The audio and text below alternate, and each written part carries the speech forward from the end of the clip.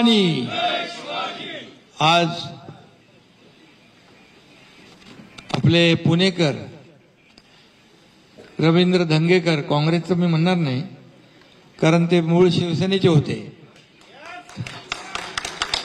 आणि त्यांनी आज धनुष्यबाण उचललाय, भगवा हातात धरलाय। मी त्यांचं मनापासून स्वागत करतो, त्यांना खूप खूप शुभेच्छा देतो। त्यांच्या सोबत आलेले सर्व पदाधिकारी यांचं देखील मनापासून मी स्वागत करतो। खरं म्हणजे रवींद्र धंगेकर हे पुण्यामध्ये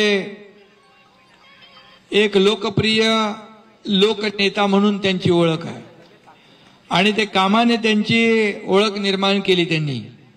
मी पोटनिवडणुकीमध्ये तिकडे होतो, पण सगळी फौज लागली तरी सुद्धा धंगेकरनी